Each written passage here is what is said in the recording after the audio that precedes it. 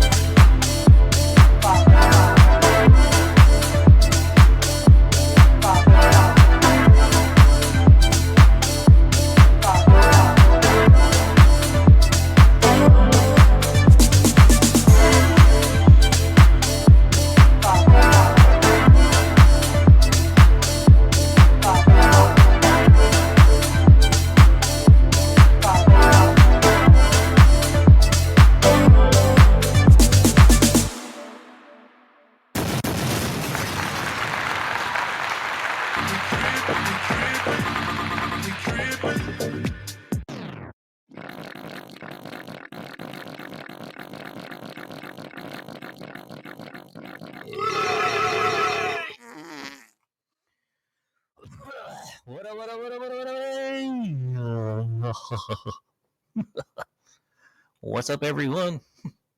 Oh man, we're back. It's Monday night, 4:29, 9:34 in the PM. Hope all of you had a nice week and weekend, of course. And got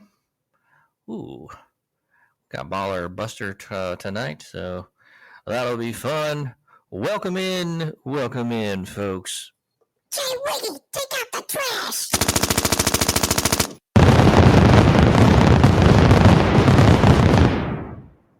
Baller or Buster coming up. Looking forward to that all year. Had a good year last year. I need to find our notes on our 2023 Baller or Buster to see how our picks did in the season. We got that coming up. I have a pretty friendly list. I'll go ahead and hint at that. I see more ballers than busters, but who they are, stay tuned. Got a Star Wars review and just a good Monday night. Good way to kick off the week. Some UFL 2. Grant Mills, your weekend. Excitement. What happened? Anything? Or was it just pretty chill? Oh, it wasn't bad. It was chill. Just went to the bars and kind of had a low key weekend. Cleaned up a little bit. Uh, Nothing too exciting. Downloaded NBA 2K24. I have a review of Oh, that later on. Um, so I wanted to I wanted to like give this one a good chance. So you'll see what I say about it here when we have our game review later on. What about gotcha. you, my friend? How was your weekend? Good weekend. Busy working on the little shed project. I am pretty much done. Got to build some doors to that. I got to paint it, and we are good to go. Finally moving some shit out of my garage gym. It started getting full into the shed, and man, I spent most of my weekend. I feel like I did that.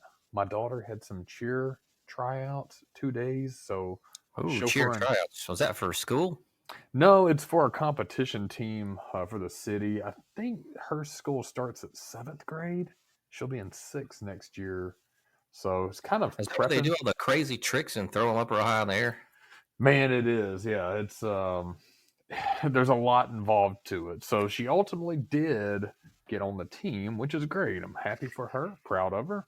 But man, it's a lot of when you're a parent, a lot of chauffeuring around the kids, pickups, drop offs. I'm big truck, man. That gas mileage ain't made for that. I can never go minivan, but I'm gonna have to get something more economical down the line. Oh yeah, for sure, man. You got Yeah, to get like a little beater. yeah. I need one. I need something that's a something to toot around the town in.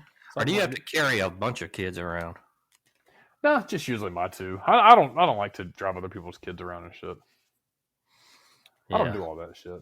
I just badass kids fucking up shit. yeah, I don't like that. And I'm grateful for the parents when I was a kid that was the parents that gave all the kids a ride up and down the street to parties and carpooled and let us do that. My parents were never like that, and man, maybe I got it from them because I am not like that either. I think as a guy, it's harder too because dads are like viewed as the gruff one, and I don't know. It just doesn't seem like a dad's place. Not trying to play sexist positions, but moms are sweeter. They seem to like it more. Dads just get grumpy about that kind of shit. Hey, sit your ass in town back there. Yeah, I couldn't. I don't know about all that. Doesn't seem like a fun endeavor. It's not, but to get the good and the lovings and all that with the kids and see them grow up and all that, you got to go through the sacrifices of gas mileage and time away and investment into them. But you know what? It was good. She made it. Happy with that. Busy weekend working around the house. Good there. Didn't get to watch too much UFL. Watched a little bit. And we know Birmingham remains undefeated. Again, we'll get into that in a bit. So, yeah, good weekends all around, it sounds like. Good deal, my friend. I think we got somebody. Where's she at?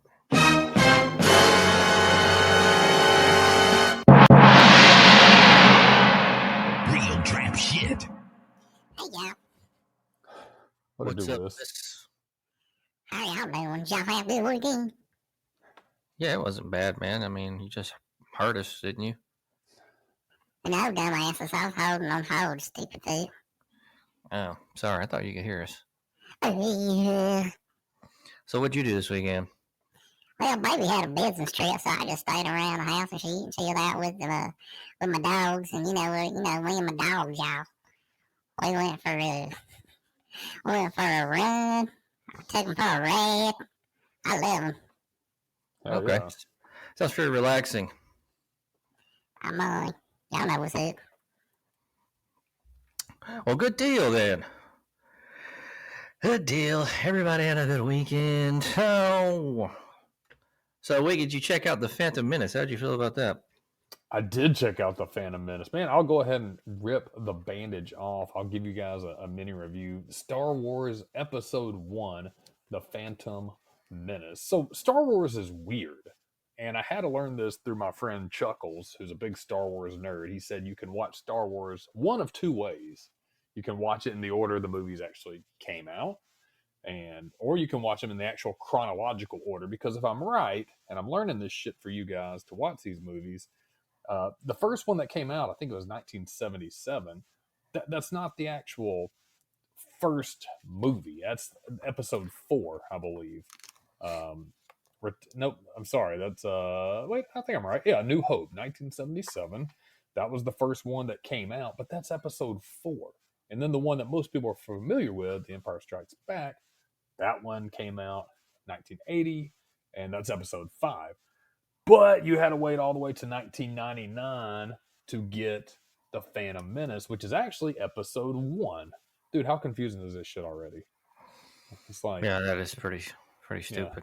Why don't you just release episode 1, your first fucking movie? But all right, before I get critical about it, there's some good shit about this movie. I sat down and I watched it. I did about half of it on Friday when I was working, kind of chill, taking it in, and then I did the other half today. And I really try to focus on it, man. There's some good actors in the movie, man. Samuel L. Jackson, Natalie Portman, Liam Neeson. Some good clout of actors that are in there. It looks good visually. It's a CGI wonder. There's these little machines they tool around on. They shoot. They have the lightsabers, a double-ended lightsaber. Hey, that's kind of cool, man. I can get down with that kind of stuff. It's 1999, so is it something you would see in 2020? Not quite, man, but it's pretty damn close. So the movie itself, beautiful, pretty cool. It takes place on Coruscant, and then the underwater wonders of Naboo. Man, all these places and shit. This is why I tell you about these things. We talk about video games that have a lot of involvement and depth in their worlds. Same with Star Wars. I just can't. It's hard to keep up with. Jar Jar Binks, Obi-Wan Kenobi, Qui-Gon Jinn. All right, so good thing. The movie looks good, visually appealing, pretty cool. Man, the bad thing was it just sucked. Man, the acting was really bad, and these are good actors. It seemed like the script was off. It seemed really like wooden almost. Like they're going through reads, and I'm not the best actor in the world, but it was just very, very hard to watch, especially like a younger Natalie Portman. Seems like she's literally practicing her lines, and I will live on the planet Naboo with Qui-Gon. It's just really weird. So I thought, am I alone in this? This is 20 years after the first movie came out for Star Wars. 22 years. So you would think it would have gotten better in that time. I'm not alone. I went to Rotten Tomatoes and I looked at the list of Star Wars movies ranked by the tomato meter to see which one people like the best. And all the way down to the bottom, there's a total of 12 that they have. Star Wars Episode 1, The Phantom Menace, ranked number 11 of 12. And it says the same thing that I was thinking. It's visually dazzling, but it has stock characters and very, very basic, generic script. It's weird. It's noticeable, Grant Mills. It's really just very bumpy. Have you ever seen this shit? I have not. Yeah, no. I've seen the old ones, like Empire Strikes Back, and what was the fucking one? Yeah. So, but no, I didn't get into all the newer ones.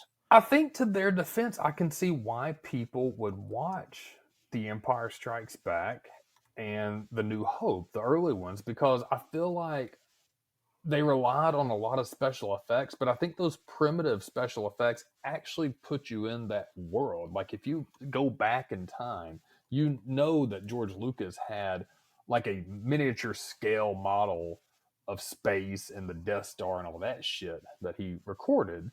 But it made it look really genuine. I think this one almost is too heavy CGI. I think they almost went too far in on the CGI and so far under on the acting. It was just really terrible on that. So I wasn't shocked. It ranked 11 out of 12 total Star Wars movies. The Clone Wars that came out in 2008 was absolutely at the bottom. They said it sucks at cock. Can we say that? So no, it wasn't a good start for me, but I'm going to continue watching these. The overall ranking on Rotten Tomatoes, 59%. Fans say 3.9 out of 5-star review. If I'm going to give it on the Grant Mill fart meter, which you like to rank your video games by, I would go 2.5. I would go 2.5 stars on this. Star Would y'all Wars. agree that those Star Wars films, not the original, but the newer ones that came after, they had a lot of flat acting that kind of like dragged the film? And that's what, for me as an audience member, I can tell you because I'm an audience member and a person who does, who's a movie critic who does movie reviews. I get invited to a lot of private premieres to get my opinion on what I think about the film, and I go under an anonymous name. I'm not going to say what my anonymous name is, but Mr. Enigma. Yeah, there you go. You got it. I knew somebody was going to get it. But yeah, so I do all these like fun movie reviews. I do it on the side for fun and because the love of movies and stuff, and I want people to actually enjoy the movies that come out, and get an actual real movie review, not just some snobbish person's review from Hollywood that uh, practically don't know shit about movies or don't know about like how it takes to make these films or like that acting style, and somebody who's been in film for quite a while now, um, starting as a fan of film and then working their way up to doing this little side project. You know, I can honestly tell you the delivery of the lines were just, I mean, they weren't appalling, but they were just kind of depressing on certain um, scenes. I mean, critical I scenes. think you said it really good. Yeah, flat is a very good way to put it. It almost seemed emotionless, and right. that they were just reading the script and not actually acting. Putting character into it, putting actual lifelike dialogue. And Natalie Portman's character, they did her such a disservice when they wrote her character dialogue and wrote her character. It could have been, it should have been way better than what it was. Natalie Portman, if you listen to this sometime in the future, honey, it was not your fault. You're a phenomenal actress. The writers who wrote that script were just spot on shitty. They just did not do you a service, and I'm surprised. I'm surprised half her dialogue was approved for a final. I'm like, really? I mean, where's the real emotion? Where's the actual lifelike character in that? Like a woman wouldn't just be so flat in her dialogue with her husband or her boyfriend. Just depending on what part you're seeing, she'd be more emotional about it. I felt no emotional connection to her character whatsoever, and I love when writers write storylines where I can get emotionally involved with the characters. It makes me feel like I'm really there. This Star Wars films were just they just seem more like a ploy to get money, to get the nerds in to watch these films. It just was really a disservice to fans all around. So, what was your favorite Star Wars movie, Mr. Enigma? Oh, by the way, that's Mr. Enigma. I forgot to introduce him. Right. I have to say my favorite one probably has to be Return of the Jedi. Ah, nice. Okay. That's one of the old school ones. Yeah, I think the old school ones seem to be the consensus that's where it's at. So I'm going to continue that. I go 2.5 out of 5 on that, but I'm going to go with episode 2 this week, Attack of the Clones, and I'm going to continue. Yeah, I'm going to continue the chronological order just because that's how I started. Because also I want to see how it, God, I say evolves, but you're actually going back in time to get better. But you're going ahead. Episode 199, episode 2, 2002. And then you got to go Revenge of the Sith, 2005. Then you go back to 4. I want you to pay attention, JW. Pay real close attention to the editing cuts, because the editing cuts in these films compared to the old films were horrible. When I say horrible, I mean when you're watching the film, it's supposed to have a nice steady film roll from one scene to the next scene. Even the newer ones are like a murder suspect in a murder.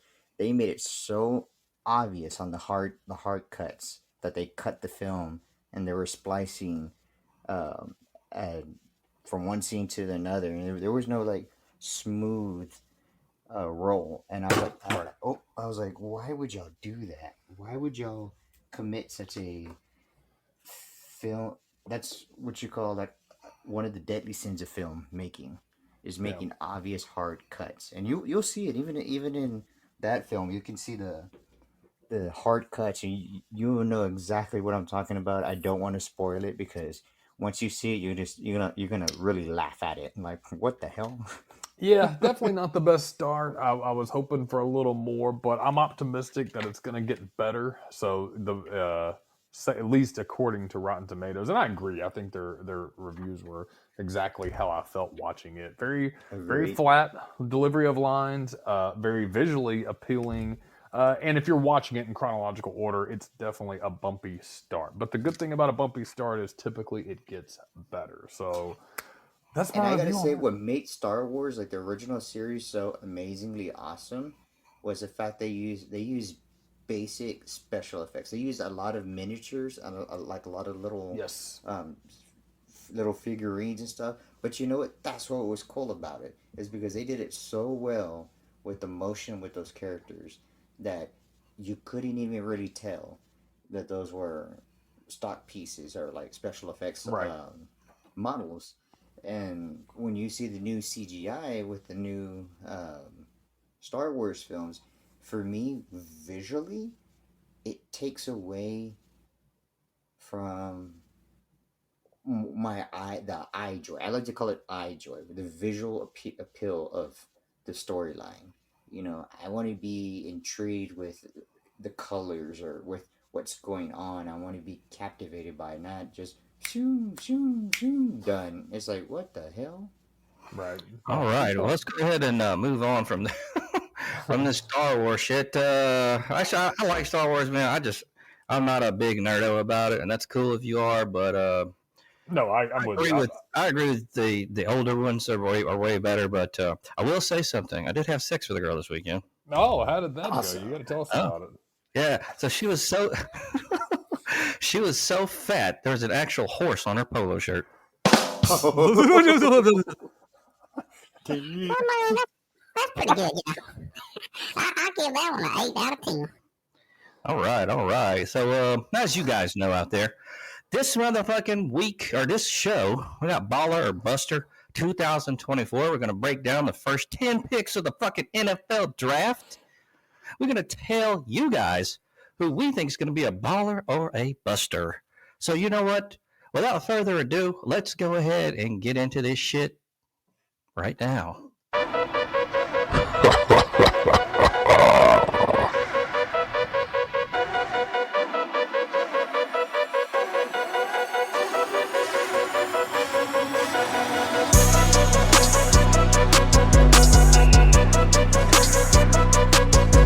What up? It's your boy Lucy B.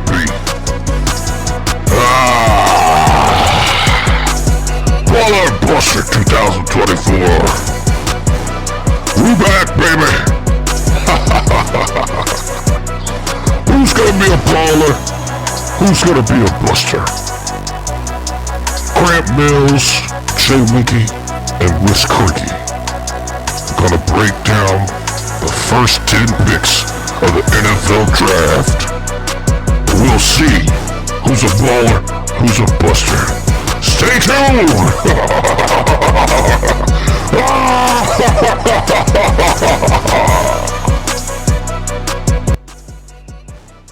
What up? Okay, Baller Buster 2024 edition. So, did you guys watch the draft this weekend? Yeah, definitely watched watched it, some tuned of it. in. I Saban like put it. on a show. I mean, me and the dogs checked it out. Yeah, it's pretty good.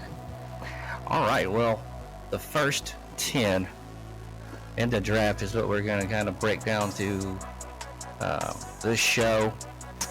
But maybe a little surprise at the end there. So, first pick, we all know who this is going to be.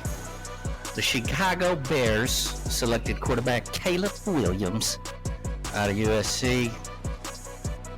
2022 Heisman Trophy winner, finishing the season with a record-breaking 333 completions for 4,537 yards and 42 touchdowns. He also rushed for 382 yards and an additional 10 touchdowns. Followed up his sophomore year with another 266 completions for 3,633 yards, 30 passing touchdowns, and 11 rushing touchdowns in 2-0-2-3. Caleb Williams, you know what? I think he's a bust. I just got a feeling about this guy. He doesn't rub me the right way. This guy, I don't like this guy. I think Pat McAfee said it the best. He's kind of like one of these guys that acts like he's like God's gift to the NFL already. He ain't even done nothing. Man, you fucking played at USC, the Pac-12. And before that, where was he? Oklahoma, I guess. I'm giving this dude a bust. What do you think, Jay Wiggy? Yeah, I agree with that. I don't like his attitude. Saban on the show again. Great appearance by Nick Saban. I thought his draft analysis was excellent. But yeah, Caleb Williams, man, I think he's a bust. Bad attitude. Honestly, not that. You go back to somebody like Jay Cutler, who played at Vanderbilt and played tough competition. Did not have the best records when they were there, but he turned out to be a pretty good quarterback professionally. Caleb Williams, man, I mean, 2023, they went 8-5. 2022 a little better, 11-3. And then 2021, I think was that his freshman year? Was he there then, or did he transfer after? Either way, he didn't make enough of an impact on the program and under Lincoln Riley to really do anything. And quarterback leads that program. I feel like if he was really an outstanding talent, they would have had a little bit better record. Can't blame that all on the quarterback, but as far, a number one pick, man, I think you got to let him a little better. Kind of got that Kyler Murray athleticism. I just think the NFL is going to overwhelm him. I see a bust in the future, and I think he's overrated. Yeah, he's not Patrick Mahomes. Whis. I mean, he's a buster, y'all.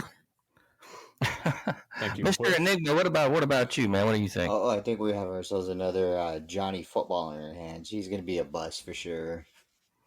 That cocky attitude, the way he comes, the way he's been coming in and stuff. I just don't see him performing the way they think he will. I think he's just gonna, like I said, fizzle out like Johnny Manziel. Yeah. So he's a buster. That's pretty much unanimous across the panel here. Now let's see. We got pick number 2 is Jaden Daniels. Now he's getting a lot of comparisons to Lamar Jackson. Dual threat quarterback. Final year at LSU, 236 completions, 3,812 yards, 40 touchdowns. Also rushed for 1,134 yards for an additional 10 touchdowns. Let's see his awards. He's got the Heisman, the Davey O'Brien, the Manning, the Johnny Unitas, SEC Offensive Player of the Year, AP Player of the Year. So, you know what? This is almost a 50-50 ball for me because I think he needs to gain about 20 pounds. I'm just not sure about that O-line out there in Washington. But you know what? I know he was with ASU for, the first couple of years, right? Under Herm, Big Perm out there. And so, you know what? I'm going to give him a baller recommendation. Baller. Just because I think he'll either get it together. Not in the beginning. I think he might get traded to a team and then do it. It's kind of thinking where his path is going to go. Jay Wiggy, what do you think? Honestly, you stole the words out of my mouth. Looking at him, 6'4", man, he's got a lot of room to put some weight on the frame, but it says he's 210. I'd never even thought he was that big. He kind of had that Bryce Young look to me. I never realized he was even that tall, that big. I think if he gets to 225, 230, that's going to benefit him. He's going to be stronger. Looking at his records, it's weird because he started out fantastic at Arizona State. Then 2 years in, he's 10 TDs, 10 interceptions. Not that great. And he comes back and really, 2 years after that, wins the Heisman. Just a fantastic player. I think it's team dependent. I loved watching him this year. He gave Alabama all sorts of fits at LSU. So, it's. I think you're right. I think if he gets to a team that can handle his style, I think he will be a baller. But just seeing what I saw his last year, 50-50 shot, I agree 100% Grant Mills, but I'm going to go baller. Baller. Whis, what you think? I mean, that boy's from the SEC. I think he's going to be a baller. And I agree with Grant Mills and Jay Wiggy. Y'all. All right, straight up. Mr. Enigma, what are you thinking? I definitely think he's going to be a baller. I mean, he's proven himself. How he can handle himself under certain stressful positions in college, and he's done his thing. And he's has his elusiveness, and he's made plays out of practically when there were nothing. I thought they were going to be dead plays or for loss, but he made a play out of nothing. And I think he's going to continue. Yeah, he had his 10 interceptions and all that stuff, and his little downward spiral. But I think he's really going to come out and shine, and I think he definitely will be a baller. Awesome, unanimous baller. I forgot to do the fart sound for for Caleb. Hold on. Yeah, Buster. All right. Yeah, so I think he definitely needs to gain some weight because he's not going to be able to doing all that running in the NFL. No. If you look at Cam Newton and just what a fucking beast he was, but after that Super Bowl, he was not the same. Just not the same quarterback. Make him dangerous like Lamar Jackson. Problem with Lamar Jackson is that man's O-line really, really, really needs to clean up. I mean, there's been so many times that Lamar Jackson had an opportunity to make a play, but that O-line couldn't hand up. And if this guy gets an O-line just like that, he's going to be like practically another carbon copy of Lamar Jackson. Great quarterback, crappy offensive line. Well, the one good thing is he's not. Cam Newton was a different quarterback, which, as I said, this is kind of the other side to what I said. He's good with avoiding hits, right? He's got the moves, you know what I mean? So whereas Cam Newton would just run you over, he would take those hits, and you can only do that so much. The only thing with Jaden, if he does happen to get hit or absorb some hits, could be detrimental without that extra padding, that extra weight on him. So got him as a baller, folks. Let's go ahead and get to pick number 3. That is Drake May, selected by the New England Patriots, with the Patriots trading off our boy Mac Jones, Roll Tide, to the Jacksonville Jaguars to be behind old Trevi. They need a quarterback, right? So he was UNC, Chapel Hill. He was ACC Player of the Year, Offensive Player of the Year, Rookie of the Year, Offensive Rookie of the Year. 342 completions, 4,321 yards, 38 touchdowns. Followed up that performance in his second year as a starter, going for 269 completions, 3,608 yards, and 24 touchdowns.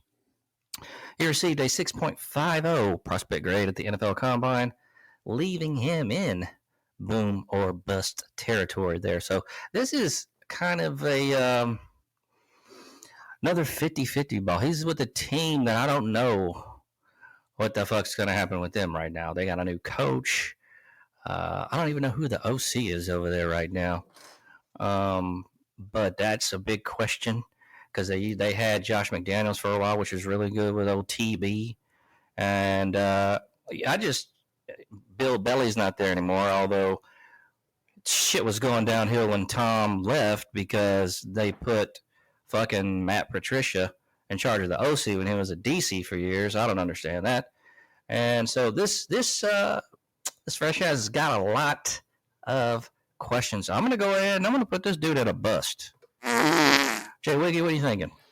Gosh, man, this one's a weird one. I liked Drake May a lot in college. In fact, go back, rewind the tape 9 months ago when we were on here doing our 2023 college football preview. He was one of my players to watch. How I got to there is 2022. Drake May was ACC Player of the Year, Offensive Player of the Year, Rookie of the Year, Offensive Rookie of the Year, all this other shit. ACC, though. ACC. That's the good point. Here's the thing. His numbers were pretty solid, though. I mean, at North Carolina, you're thinking, okay, he's not going to do much. 4,300 yards. We're talking 2022, though. 38 passing TDs, 7 interceptions. Eyebrows raise. Go to 2023. I'm telling you on the podcast, this is the kid to watch.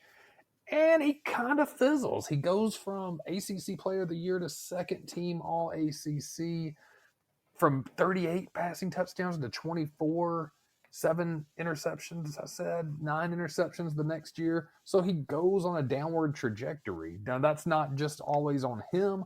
The scout said, though, most, if not all, of his interceptions were his fault. It wasn't like it was a close grab, a fade route where, it was just poor decisions and throws. So I initially had him as a baller throughout the year, and I initially thought I was going to go baller.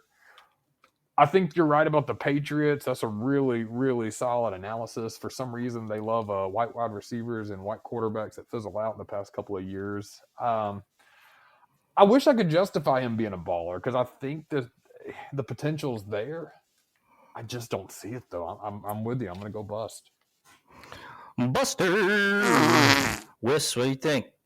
I really don't know a lot about this guy, but I'm gonna say he's a old buster, y'all. That's what I think, y'all. All right, I got another Buster vote. How about you, Mr. Enigma? I'm gonna have to agree with you. I think it's gonna be a bust. I didn't really see anything too special about him, and I think he's more of like, I think he'd be in the beginning. I'll say he'd definitely be a bust, but I think later on as he gets used to being in the league and the different rules and things, I think he'll ball out later. But for now, I think he'd be a bust. Yeah. All right, so unanimous Buster. With that note, I gotta go, y'all. This is all right, fun. buddy. Yeah, well, thank you for being a guest picker so far, and come back on anytime. We'll get you on. We'll some catch talk you next week, Mr. Buddy. Enigma, and we'll hit the second Star Wars review. Nice. All right, bud. Thanks for coming on. Which one are you gonna watch? This will be. Which one did I say earlier? The second what was one. The next one? Yeah, the second one in chronological order. Which one? I forget the name of it already. This shows how much I'm. It's the one that came out. Shit, I have to go back to Phantom Menace or Phantom Menace. No. What's after the Phantom Menace? The Phantom Menace. Hold on, everybody. Let's find out what's after the Phantom. Yeah, because that's gonna bug me now. Attack of the Clones. Is that it? Yes, Attack of the Clones. Okay. All right. Cool. I'll definitely be back on for that one. Yeah. Brush up on the Attack of the Clones, and we'll get down on it. Good deal. Thank you, Mr. Enigma, for hanging out. All right, so we're going to be at number 4 now on the Baller or Buster list, and that is going to be wide receiver Marvin Harrison Jr., widely regarded as the best wide receiver in the draft. Old Marvin was selected by the Arizona Cardinals with the number 4 pick. Throughout his collegiate career, he made history as the most decorated wide receiver in Ohio State history. Final season, he had 67 receptions for 1,211 yards, 14 touchdowns. Also a recipient of the Biletnikoff Award, the Big Ten Graham George Offensive Player of the Year Award, Big Ten Richter Howard Wide Receiver Award, and he was a Heisman Trophy finalist. And, of course, the son of the Pro Football Hall of Famer Marvin Harrison. So NFL lineage here. Ohio State, it's a good program. I think this is going to be a baller. I think you got to think about Kyler too, but I think if they don't get it together there, he'll end up being a baller wherever he goes. So, yeah, I'm going to put him at a baller. What do you think there, Wiggy? LD's going to be happy, the Arizona Cardinals fan himself. I'm with you. Don't have a lot to say because really he said it all. I mean, look at that. Finalist for the Biletnikoff, wins the Biletnikoff, consistent all around, comes from a good pedigree, good numbers all around, 6'3", 209, maybe a little room to grow. But, man, I mean, I think if you're looking for a wide receiver, I don't see how you get much better than Marvin Harrison Jr. So I have got him as a baller all day long. Whis. I think I know what Whis is going to say. The Ohio State University of Moon. He's definitely a baller, yeah. All right, so that's a baller. He is a baller, folks. Yeah. Let's go ahead and go to a number 5 pick. I don't know a lot about this guy, Joe Alt. Offensive linemen are kind of hard to, because here's the thing, they're typically going to do well, and especially this big motherfucker. So I'm curious about your breakdown. See, yeah, that's a different position. And then he come from Notre Dame, though. That's the only thing. Was Manti Te'o a bust? I mean, yeah, I think so, right? I don't know. I can't remember how. I know he played in the league. I'm not sure for how long, but the Chargers selected 6'9", 321-pound offensive tackle Joe Alt. Goddamn. From the Fighting Irish Notre Dame with the number 5 pick. Looks like Jim Harbaugh. Damn, that doesn't sound right. Harbaugh. He really wanted this guy, and the GM Joe Hortas, and so they Los Angeles Chargers. Wait a minute, that Harbaugh was with San Diego. Who is this? Who is the Chargers? The Cargers. Whoops. I think it is Harbaugh. Yeah. Okay, it is Harbaugh. Right. Yeah. That's right. Okay, but. Yeah, okay. I get me confused because I'm still thinking they're the San Diego Chargers. So. Well, yeah, and man, all the Los Angeles stuff and the team moving, I never keep track of that. So no, you're fine. Yeah, I always think of them as fucking San Diego. Okay, so that's what fucked me up. Looks like he was a 2023 finalist for the Outland Trophy and Lombardi Award, both of which are presented to the nation's best lineman. He's also the son of two-time NFL Pro Bowler and Kansas City Chiefs Hall of Fame offensive tackle John Alt. I'm just going to go ahead and give him a baller because I think he's got NFL lineage. I think he's got a good chance. Plus, he's a big motherfucker and he's a lineman. So, what do you think, Wiggy? Yeah, I think he's a baller. I mean, and also I had a look real quick, just NFL draft, how often do offensive tackles and linemen bust?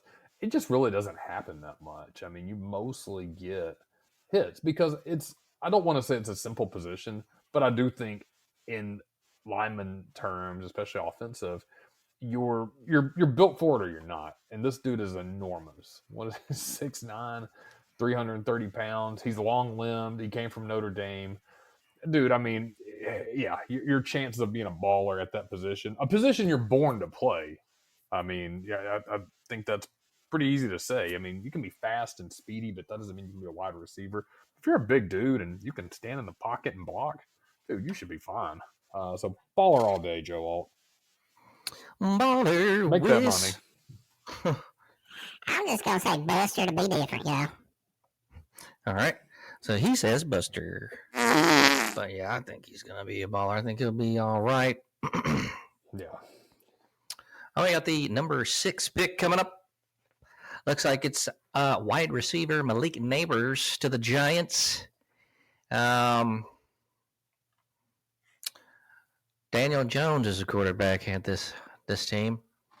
And then Malik Neighbors comes from LSU. In his final season, he went for 1,569 yards, caught 14 touchdowns, Biletnikoff Award finalist, first team All-SEC selection by the AP and SEC coaches, Citrus Bowl MVP, unanimous consensus All-America pick by the AP, Sporting News, AFCA, FWAA, and Walter Camp. The Giants, they kind of do have a record of drafting LSU wide receivers, i.e. Odell Beckham Jr. You know what? I'm just going to say this dude's going to be a buster. I don't know. I just have a weird feeling on him. I'm going to say buster on Malik Neighbors. What do you think, Wig?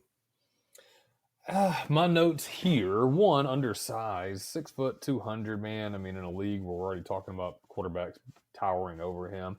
Not small. I mean, he did good at LSU. I just don't really recall that much of a standout with Malik Neighbors. I mean, I'm not an LSU fan by any means, but the one game that I can remember him having some big plays in with teams that weren't really that impressive.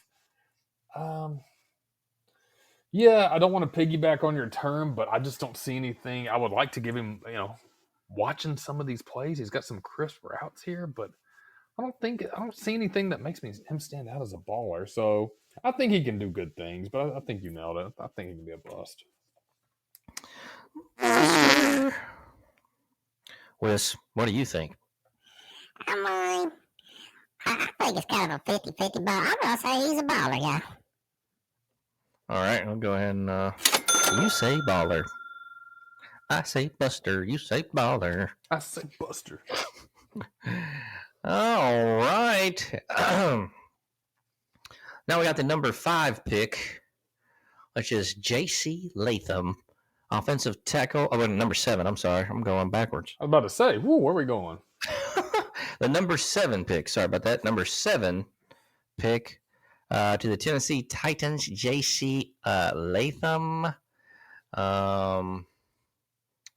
Where did he come from? Alabama? Alabama. Roll Tide. Okay, Roll Tide there. So the Titans have a run-heavy offense. Looks like Tony Pollard's going to be in the lineup. And you have the offensive tackle, J.C. Latham, will likely be key for the line's success. 6'6", 342 pounds from the University of Alabama. Was given a 6.71 prospect grade at the NFL Combine. So it looks like he's going to be a first-year starter. And he's coming from Alabama, so that's a plus right there. I'm going to go ahead and give this guy a baller. What do you think, Wiggy? I think he's a baller. We talked about offensive linemen being ballers. Typically pan out really well. 6'6", 342 out of Bama with an 11-inch hand. Average man's hand is 7.5, 8 inch. That's a massive paw. Good for an offensive line. He was solid at Bama. Really solid. Second team All-American. Started all the games since, I think, 2021. 5-star recruit. I mean, I don't see how you could get more polished than that. Tennessee got a good pick there. J.C. Latham, ball out with that big check. Ball out. Whis. That's pretty big. 11 inches, almost bigger than the decal. I think he's a baller. Roll Tide. All right. Unanimous baller vote there. Now, this upcoming pick here is pretty interesting. It's a good one. Number 8, ATL selects quarterback Michael Penix Jr. from Washington.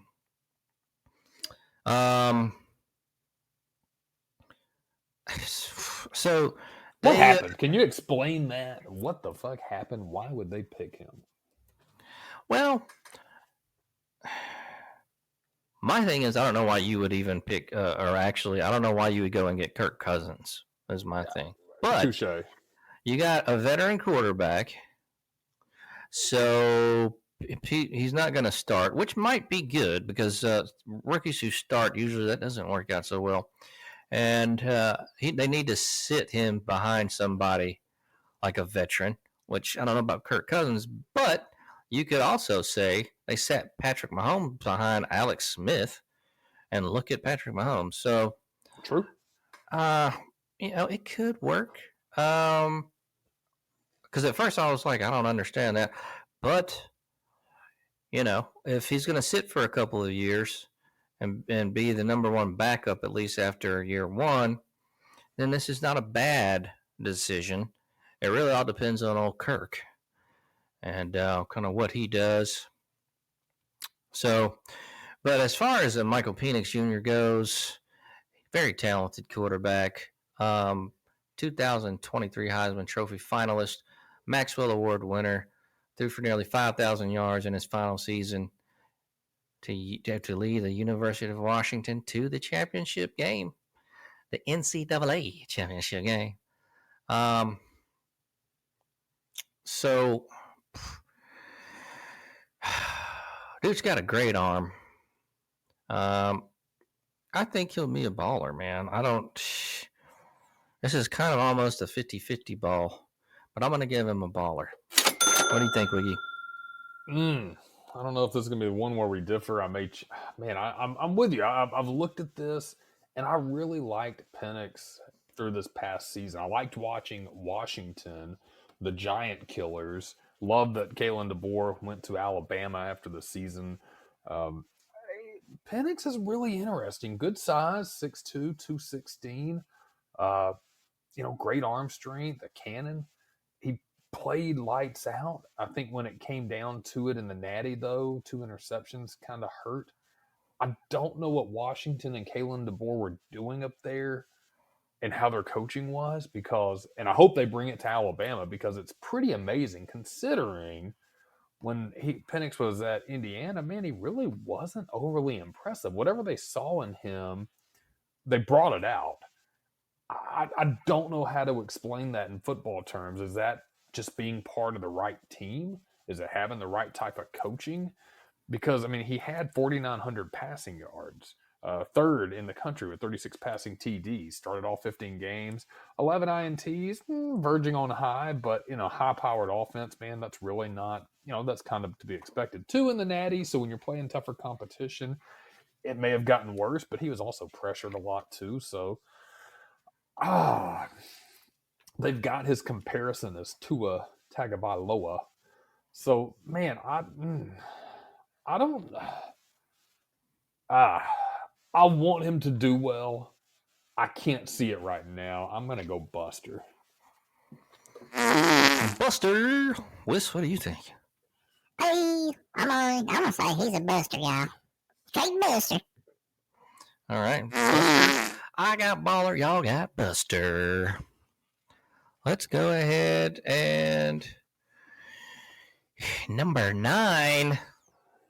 We got Rome Odunze. I don't know if I'm saying this dude's name right. Looks like he's going to the Bears. He was a University of Washington alum.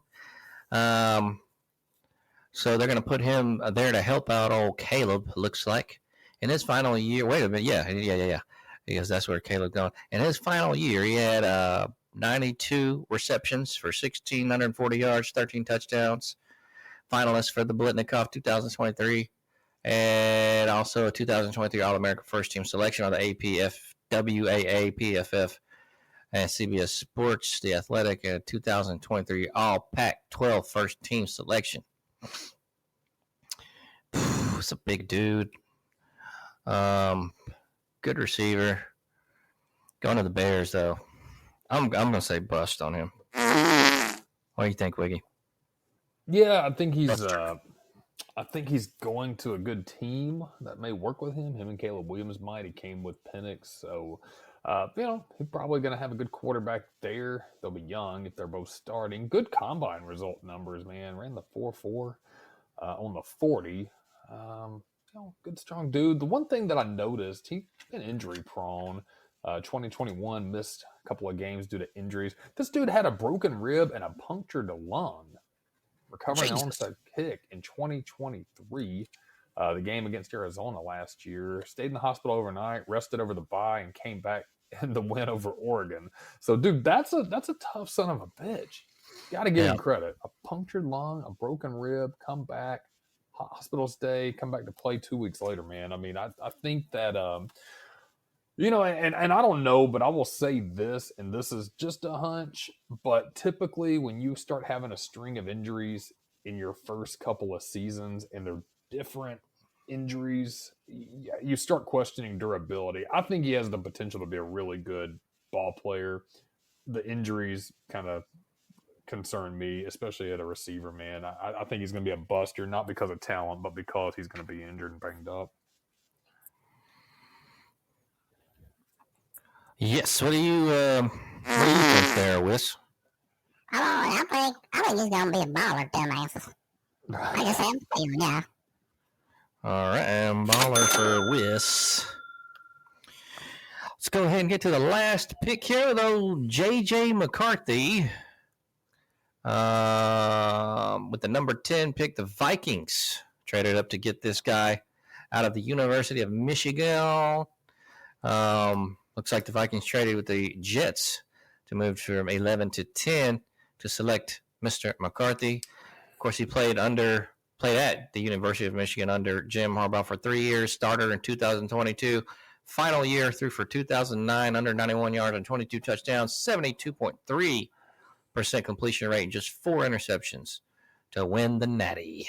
Named Grease Breeze Big Ten Quarterback of the Year, 2023 Rose Bowl Game Offensive MVP, top 10 Heisman Trophy finisher. The Vikings. I don't even know. I'm going to give this guy a bust. He's a buster. What do you think, Wiggy? I think he's got good trajectory. One thing I absolutely like in a quarterback is one that does not turn the ball over a lot. I think you can work on the other variables that he has to improve on. Probably some arm strength. He lacks a little frame. Probably use that a little bit better. Muscle, but man, he gets out there. He'll put his shoulder down when he needs to, and he just doesn't turn the damn ball over, man. That to me is a good sign of a pro quarterback. Hand the ball off, make your plays, point guard it out if you have to. People call it a game manager. I call it staying in the league and making money. So I don't think he'll be flashy, but I think he'll make it, and I think that would probably tip the scales to a baller. All right, yeah, baller. Whis, what do you think? I'm going with Jay Wiggy. I think he's going to ball out, y'all. Pretty cool. All right, so we got baller as well. And that completes the top 10. I'm going to do one more pick here just because. Yeah, it's a good draft. If you go add a couple more, I mean, I want to see your next pick. Go. This is the last pick, only because this guy's coming out of Alabama, and it's the last pick. It's the 2024 Mr. Irrelevant pick. And the 2022 Mr. Irrelevant, Brock, what's his name? Brock Purdy? Yeah, Brock Purdy. So he went to the Super Bowl last year, so you never know what can happen. This guy is Jalen Key, coming out of Alabama with the final pick in the 2024 draft, number 257. He spent only one season at Alabama, school he transferred to after playing 4 years at UAB, the University of Alabama at Birmingham. He worked his way into a starting role, and he took the field with the top 11 and 12 of Bama's 14 games in 2023, 60 tackles, 1 interception, 1 pass breakup. So, you know what? I'm going to say somehow he makes it and he becomes, he is with the Jets, though. Oh, God. That's a conundrum. I'm going to say he gets traded and becomes a baller. What do you think? Yeah, you know what? Fuck it. I think he's got some good upward mobility. I think if Alabama saw a lot in him, and when he went to Alabama, he was supposed to really make a splash. He didn't do a lot, but I think some people just might be late bloomers. You know, like you said, a UAB transfer. It's also hard if you're transferring from UAB. That program doesn't really play a lot of challenging teams like you're going to play with the Tide. So he made some key plays. I remember him a lot. I think there's a lot of work to do there, but I think, again, I think his trajectory sometimes is up. If you're getting drafted, regardless if it's first or 256, man, you got drafted. That's huge. A pro team thinks something of you to put you on the squad and give you some type of pay. So, yeah, I think his trajectory is pretty good. And so, will he be a baller? He might not, man. But, dude, you know, what's wrong with being a 10-year journeyman that just bounces around collecting checks and sits on the second and third roster, even the practice squad? Yeah, that's a win if you're in the league 10 years. Shit, that's a huge win. I would take that more than being a baller for one if it's going to, you know, if I can have a longer career and make a little more money and invest it over time. Shit. Yeah, so you're going to say baller. I'll go baller. Baller, Whis. Roll Tide baller, yeah. All right. So, baller all around, and that concludes this year's Baller or Buster, folks. Thank you for listening. And so, yeah, that was a good one. And we will probably follow up, maybe, I don't know, It's kind of a long haul kind of deal. So We'll have to go back to the show last year and listen to it and see what we all said. I was surprised, man. I thought the draft was good. There was definitely it was predictable for the first few. Penix was obviously a kind of a wow, what the fuck. Honestly thought Brock Bowers would have been a top 10 guy. He wasn't. I think he'll have a good career, though. Bo Nix being 12 kind of surprised me, too. What do you think about Bo Nix? You think he's going to make it in the league? yeah, possibly with the right team. Okay, fair enough. I don't know that that's Denver, but thought Terry and Arnold. We'll see. Thought Terry and Arnold at Alabama, great cornerback, man. I thought dropping to 24. I wouldn't say drop. You're a first round pick. Going to the Lions, I thought he would have been probably a top 15 to 20 in there. So I think the Lions got a steal with him. Again, I focus mostly on Alabama football, so I'm probably biased in that choice. But man, he was a really good talent at Alabama, and I thought he would have been snatched up a little bit sooner than that. A lot of people had him in their top 5, so that was a bit surprising. But yeah, you never know. Never know. So the baller or busters are in. I did write down our notes on what we picked. Let's see how long I keep this list. We need to refer back to it during the NFL season. Let's commit to that. See how our guys did. We need to go back to last year's baller or buster as well and see what our guys are doing and see who's doing good on these picks. So, but like you said, reported, so yeah, it's a 50-50 shot, man. I mean, these guys, once you get to the league, I couldn't imagine how tough it is, the kind of grind. I think they earn their money too. So we'll see. What a good weekend. Starting some NFL draft, dipping our toes back into the big football season. Oh, baby. Let's go ahead and get into the news.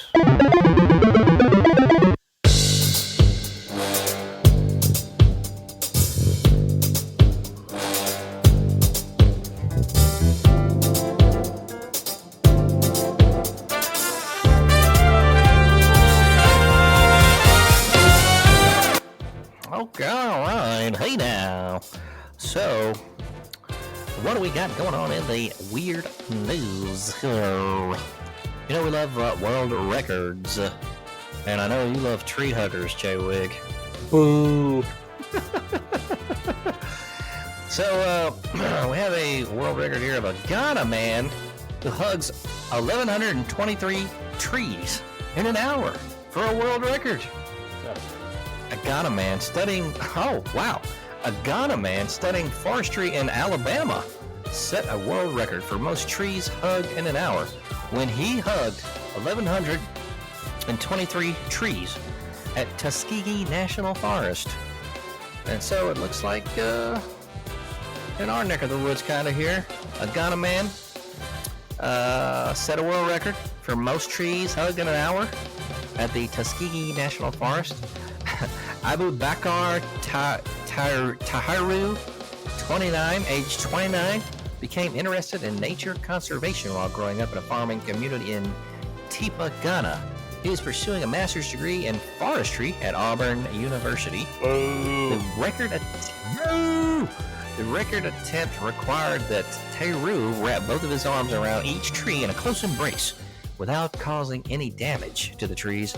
No tree could be hugged more than once, requiring Tahiru to move quickly between each hug. Tahiru was fasting for Ramadan at the time of his record attempt, which presented another challenge. Quote, not being able to drink water throughout the attempt posed a significant challenge, especially given the physical exertion required, end quote, he told Guinness World Records. However, this also provided to be helpful in a way, as there was no need to pause for water breaks, allowing him to continue the attempt uninterrupted from start to finish. Averaging 19 trees per minute, Tahiru easily surpassed the minimum requirement of 700 trees to establish the record. The record raises awareness for the importance of trees and environmental conservation. All right, so he did get the record. Looking at the tweet of this young man. All right, good for him. Yeah. Interesting world record there. That's a weird one. I like it, though. It's weird, but it's not the weirdest. So, you know what? I think some part of that has to take some effort, running around hugging a tree. That can't be that comfortable. I was trying to do the math in my head. That's like 3 trees every 10 seconds. Am I right? Something like that. I mean, that's moving on the tree. So, yeah, I mean, I think that's, and that's a good cause. Auburn and tree hugging, that's probably 2 of my least favorite things. So I don't know how much of a fan I am of that record, but in all seriousness, I can't see it being easy, and it's definitely not the weirdest. So I tip my hat to the Ghana man who hugged all the trees. Yes. He's an actual tree hugger, yeah. That's cool. Yeah, that is. He's a literal tree hugger. So there you go. I know Whis loves dogs, and I do too. I do too. I love golden retrievers. They're such sweet dogs. Okay. I love golden retrievers. They're so fucking cute, yeah. A Florida golden retriever gives birth to a lime green puppy. This one is on YouTube, and it is green. A golden retriever puppy quickly gained fame online. Oh, yeah. What I got to give credit. Ben Hooper. And I think he probably did the last one, too. Because he's always doing these weird world You got to records. get him on the show one day. This one just says UPI staff. So on the Ghana one. Yeah, we do. I mean, see, we need to get him to ask him to I ought to do that. Yeah, I say we do it. We quoted a lot of his stories. So, yeah, holler at Ben. Oh, Ben Hooper. So this golden retriever puppy gained fame online. She was born green, lime green. Carol DeBruler, owner of Florida's Golden Treasures Kennel, posted videos of the puppy named Shamrock to TikTok, where the cute canine quickly developed a following. Of course, anything like animal related usually does pretty good there. Shamrock was born lime green, appropriate for a dog born in the key lime state, while the rest of her siblings are the expected golden hue. The unusual color is the result of the puppy's fur being dyed by biliverdin, a green bile, sometimes found in the wombs of mother dogs. The fuck? Yeah, I've never heard of that before. The phenomenon has been documented before and is not limited to golden retrievers. A Nova Scotia couple's bulldog puppy was born the same color in 2022. The brewer said Shamrock's green color has started to fade, and she will likely become yellow like the other puppies in a few weeks. So, okay, yeah.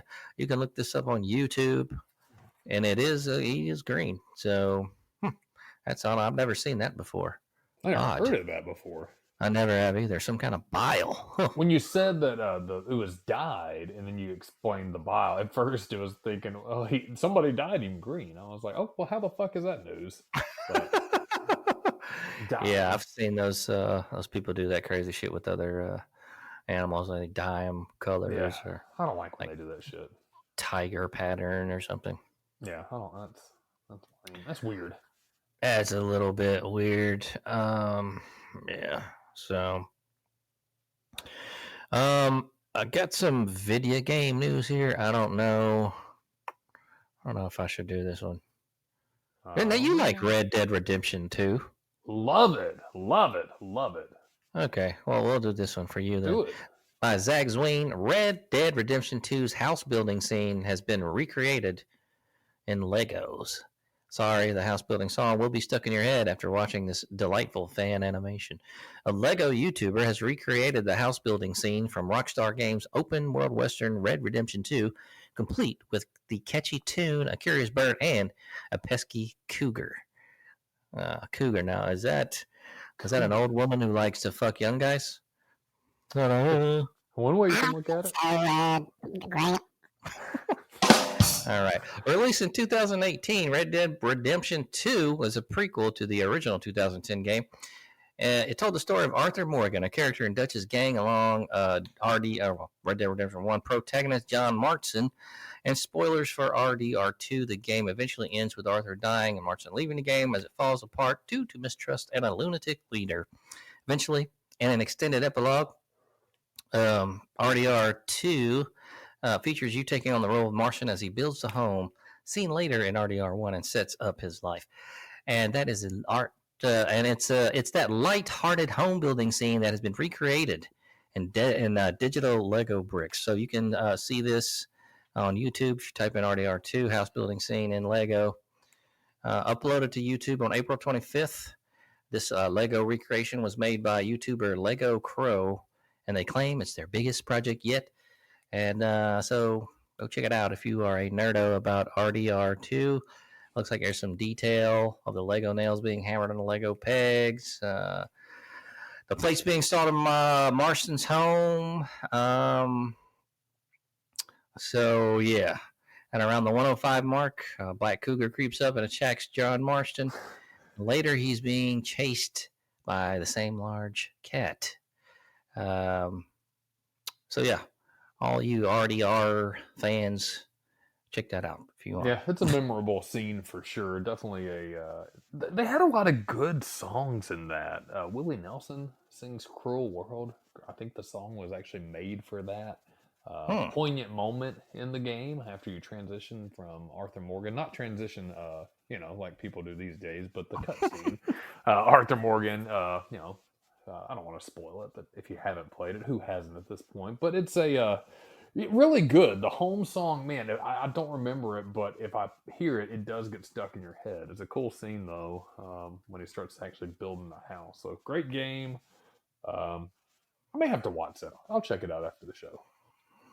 There you go. Little nerdo stuff for you to do there later on.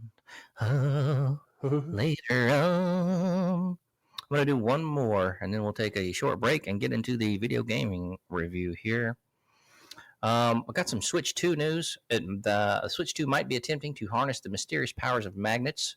This one by John Walker. Click on Joy-Cons. Sound like a great idea until you think about picking it up. A new wave of rumors are doing the rounds regarding the near mythical Switch 2. Nintendo's much deliberated follow-up to its 7-year-old handheld console was recently speculated to have an 8-inch screen after Sharp Core reportedly massively upped its LCD screen production. Now we have word that it could be getting a very welcome improvement to its Joy-Cons. Magnets. If you own a Switch, and even if you wear Switch-based T-shirts, have posters of Yoshikari Kabazumi on your bedroom wall, you're a nerd. You've likely had a moment where it's taking you five goes to get the Joy-Con to slide onto the stupid little rails on the side screen.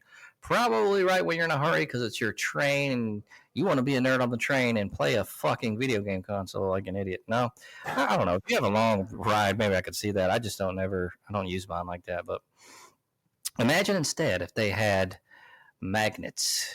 That's the rumor coming out of Spanish gaming site Vandal, which says it's a tip-off from an unnamed peripheral. That's right, manufacturer. And so I don't know if that's good or bad. So, we'll see about that. A controller that just magnetically snaps into the side of the screen sounds fantastic, but, I don't know. How strong would that bond be? And if it's powerful enough to keep the thing feeling sturdy when you're playing on the move, I'm not even sure how that would work versus what it is now. So, and then that raises the issue of backward compatibility for the existing Joy-Cons. That's going to be more unlikely, but we don't know for sure here. So let's just keep that on deck there and see what happens. You got to tip your hat to these engineers that figure out how to do all this shit. Oh yeah, man, serious fucking nerds. Yeah, I wouldn't even think about something like that, to be honest. And it seems so simple, but I'm sure there's a lot that goes into it. Yeah, definitely. All right, folks, let's take a quick break here, and then on the other side, we're going to do a gaming review of NBA 2K24, folks. So get your drinks and everything, and then come on back. We'll be right here after these, not really messages, after this.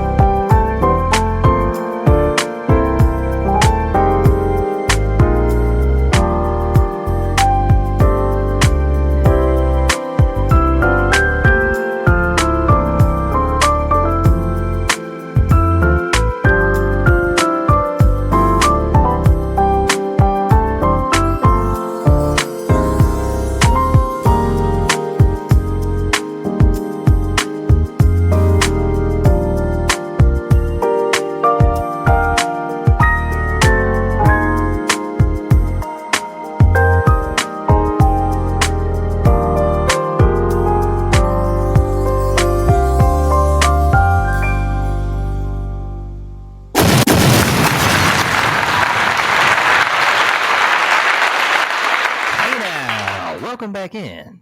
This week's show brought to you by Roger Harry. Get your hair did, fool. All right. So now we're back with a game review. Now, I went and downloaded 2K24 NBA. Let's get into it.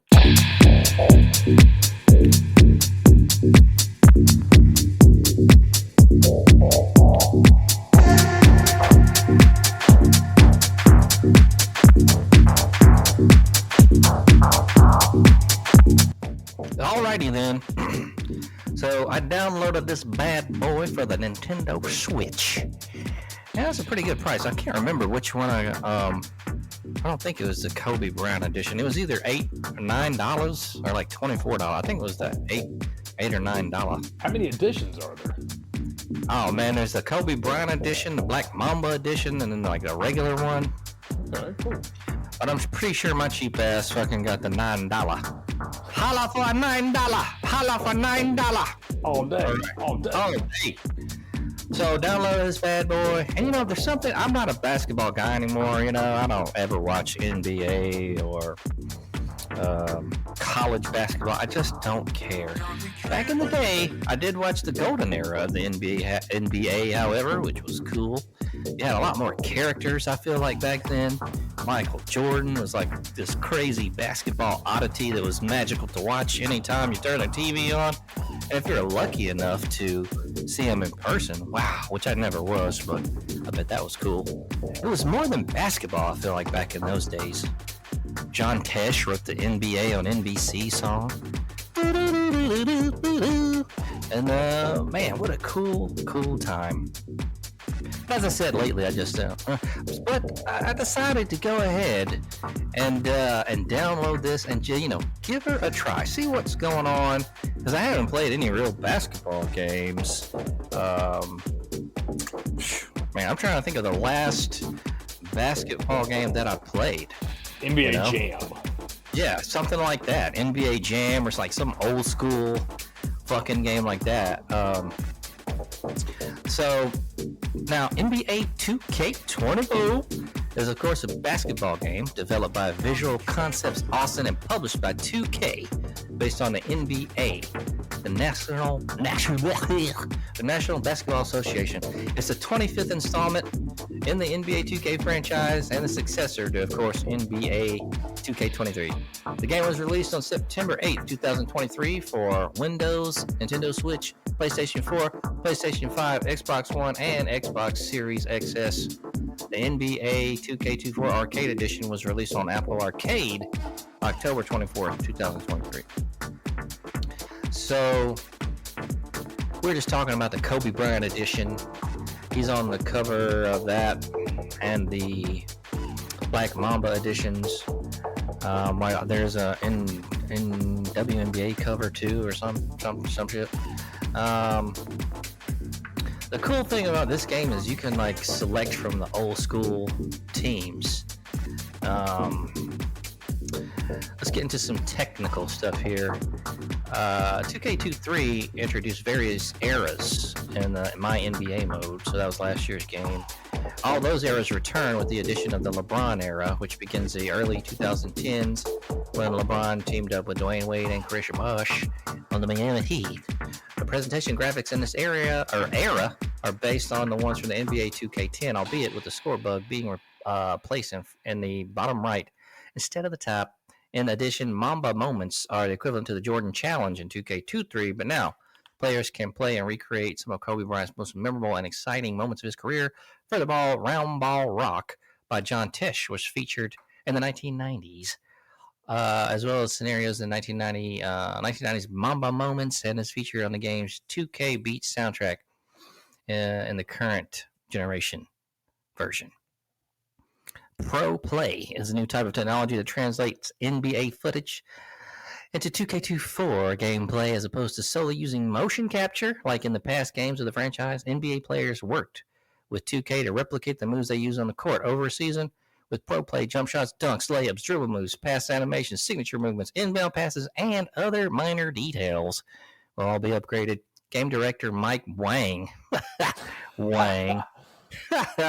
said one of the benefits to use is to increase animation accuracy of the retired or deceased players, which was tougher to do with motion capture. And it looks like there's a couple changes here. For the first time in NBA 2K history, 2K24 allows for cross-platform play, although it is only available on the PlayStation 5 and Xbox Series X versions of the game. 100 new dribble moves are added, which can be done by flicking the stick. I love flicking my stick, y'all. And gets rid of the need for complex inputs. Takeovers also receive a change by allowing the player to boost stats, such as shooting or finishing when triggering takeover. So the 25th anniversary edition includes 12 months of NBA League Pass and supported regions until September 13th, 2023, with redemptions expiring on December 1st, 2023, and codes expiring on December 31st, 2023, and that's passed. So, bada boom, bada bing, bing. I'm gonna tell you, man, this is pretty fun. Because I played as the 85-86 Bulls. Oh, that's and yeah, you can play as like the all Chicago.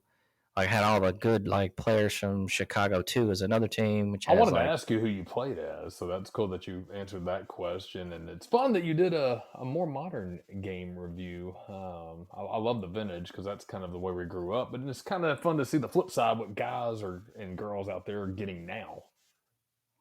Yeah, and this is the very latest, my friends. Ooh. So, yeah, dude, I've been playing the hell out of it because you can go back on and be the old teams. Like that's with all of them. Like you can do the old Atlanta Hawks teams with Dominique, and the old Lakers teams with Magic and all that. So you can go back and do that. That's really the thing I wanted to check out because like. I'm not going to play as any of the new teams. I want the old school shit. So, I don't know. There's something cathartic about playing video game basketball. I don't know. It's weird. It's kind of got a nice rhythm to it. The fun thing I will say about video game basketball, football is a little more chaotic. Basketball is a little more relaxing, if that even makes sense. I played a little bit when I actually got my Xbox One. Got it from a mutual friend of ours, Thomas, and I think he included one of the old NBA 2Ks. I don't remember which one it was. It was years old, but I played it for a little while. I ended up giving it to my nephew because he's a big basketball fan. But man, it was really fun, and I mean, I think I really just enjoyed it. I guess maybe since I'm not such a huge basketball guy, I didn't really feel compelled to actually get intense, like to intensity with it, like I do with football and shit. But yeah, that's a good way to put it. Cathartic, relaxing, chill. Goddamn college boy over here with them big words and shit. Whis. Don't be hating. Hating on a player. So yeah, so I definitely would go get this game. I mean, $8, $9, even at $25, I think it's a good price. Yeah, that's a steal. I'm gonna give this 4 out of 5, just because I think you can play it. I mean, it's got good replay value. I'll probably play a couple of games after the podcast tonight. I think there's it's definitely online. They got that, but I don't think I'm gonna start online until I get a little bit more practice. Man, those kids be smoking me out there, man. There's people that like make money at this shit. So you got to create the own team with me, you, Whis, LD, Mr. Enigma. Oh yeah, there you go. I need to do that. Well, we need to get the stats down on everybody. We got to get Mr. Enigma's stats down. Whis, I would die if you have him draining trays from the arc.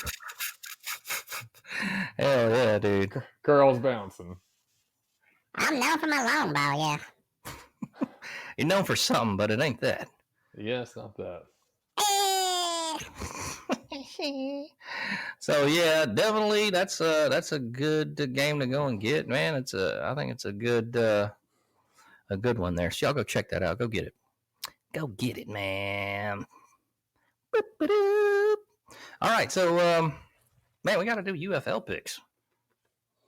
Got him.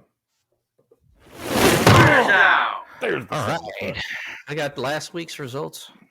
Last week's results, yes, I do. Grant Mills, you and I were on the same page last week. We were both smoking it. A 4 for 4, 100%.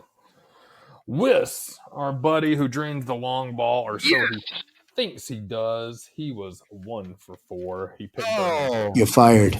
terrible. Yeah. Can't win my arm with the Well, that's true.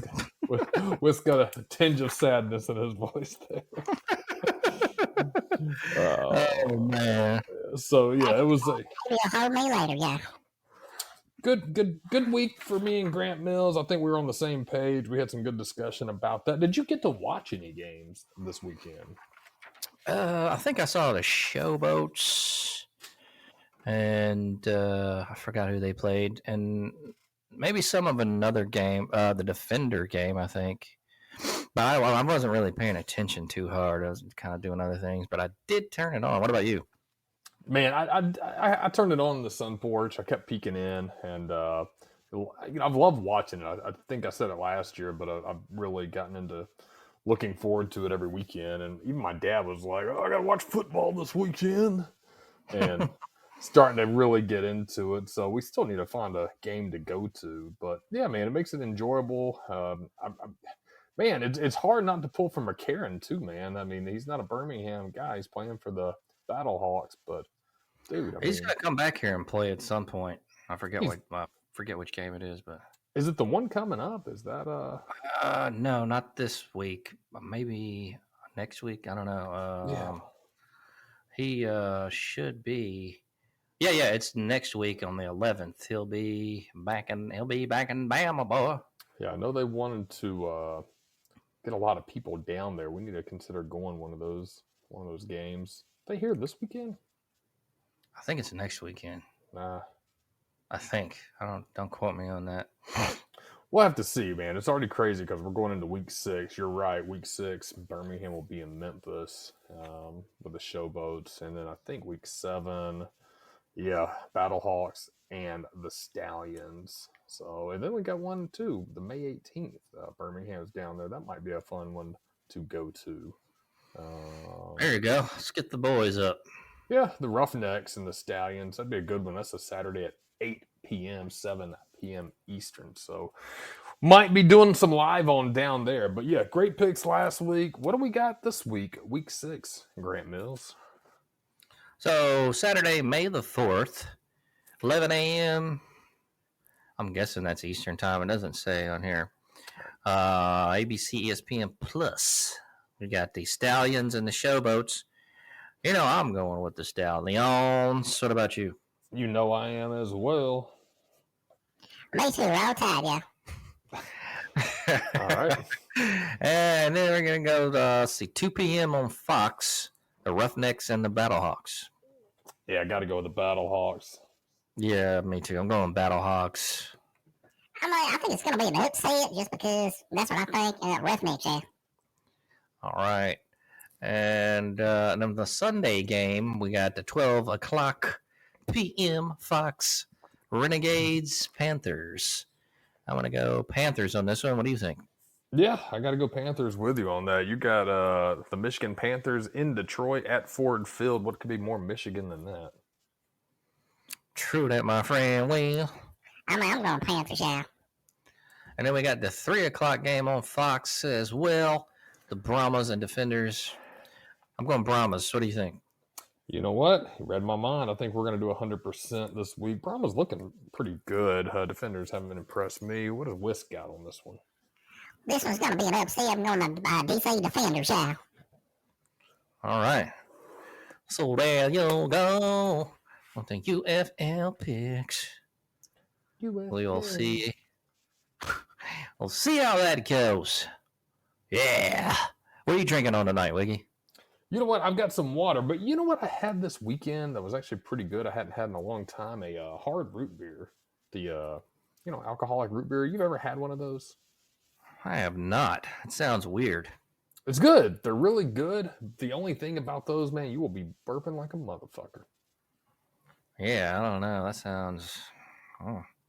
Well, you just buy it at the store or something? Or? Yeah, my wife got some, and we used to drink them. There was one, I think it was called like Dad's Hard Root Beer, and it was, spiked root beer, little alcohol in it, pretty good stuff. Had some of those, then a shot. I started getting a little wild, a little cigar, and enjoying I think that was Friday, so really started just feeling it, and then but nothing tonight. Behaving, I suppose. What do you got? Well, I don't have them anymore, but I did drink. Have you seen those THC drinks like Easy Hemp? I've heard of them. I haven't seen them. Where did you get them locally? Yeah, so I went to the Pig and picked up a 4-pack of the Easy Hemp Mango, THC, CBD. What I don't know what they're called. Just drinks, I guess. Not bad. Okay. I guess I got a little buzz. I don't know. I think so. This is all right. I might pick up another 4-pack and give her another try, but they were, I think they're pretty good. It didn't taste like mango. It's not sweet at all. So, right. Yeah, it's kind of like those, what is those, Dads? Happy Dads? Yeah, the Happy Dads. I think our friend LD, did he not have some last week? Yeah, he had the grape, and it wasn't sweet at all, but you could tell it was grape. That's kind of how this tastes with the mango, baby. But yeah, give those a try. If you're out there, there's mango. There's like a original flavor. I think there's a blueberry lime. Maybe another one. I'm not sure, but I kind of like some of those, man. People. I remember there was some quote online. Guys try to act all hard about that shit. Oh, you gotta drink a regular beer, not that fruity bullshit. Can't remember what somebody said, man. But if it tastes good, fuck it, enjoy yourself. Who gives a shit? And a lot of those. Some of the fruity vibe are pretty damn good. I'd like so with the ones that are the THC infused or the CBD, whatever it may be, did you feel like you felt anything? Maybe just a placebo, or? I think so. It wasn't like crazy time or anything, but got a little buzz. I try something like that. Maybe that'll be on our trip. We are about a month away from takeoff on our vacation with the boys, so I'm excited about that too.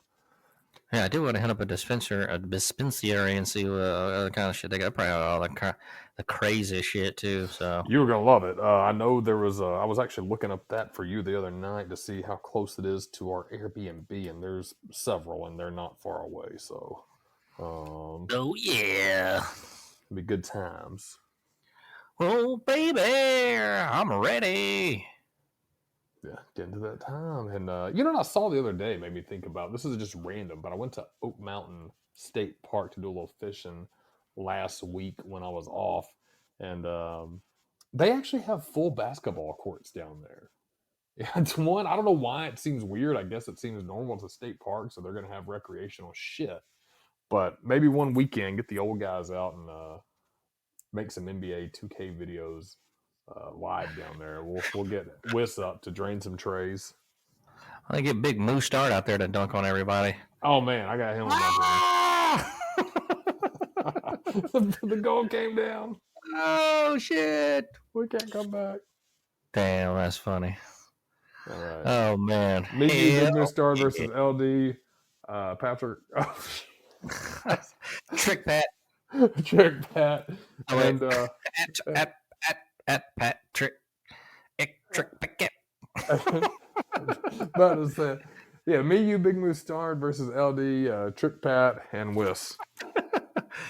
Trick Tap. There you go. Trick Tap. All Trick right. Tap. Yeah, baby.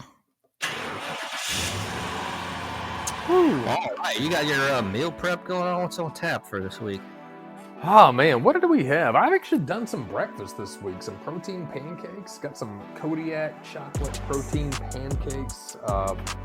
Had them for breakfast, but man, I've actually been doing that for dinners. Have you ever do breakfast for dinner? Oh yeah, sometime. I love that shit. Some eggs with some protein pancakes. Got some sausage. I know Big Moose Star's not gonna like that shit. And yeah, he ain't down with that bullshit. Got some fresh fruit this week, so try to change it up. Some salmon. Always try to keep a little salmon on the menu. And fresh fruit. So yeah, some raspberries, blackberries, grapes, and strawberries. All right. Sounds tasty. What you got going on? I don't even know until I cook it up. Thinking about doing a spaghetti bake, maybe. Ooh. Something like that. Maybe a little something. We shall see, my friend. you have any words of wisdom or final thoughts before we get out of here? Always got something. I heard this one, kind of liked it. Remember, you're not procrastinating. You're giving your ideas time to marinate. Whoa, baby. What about you, Whis? I'm taking a long way home, y'all. Love y'all. Peace out. Love, baby. All right. Yeah. All of y'all, thank you for tuning in. I want you to have a great weekend. Hit the subscribe button, follow button. Man, what a good show tonight. Great show. Shout out to Mr. Enigma for being a guest for a little while there. And check out the old episodes. Funny shit there. All you guys. Like I said, shit. I don't have any final thoughts or anything, but have a great weekend. Be back here 9:30 in the dirty. We shall see you then. We love you.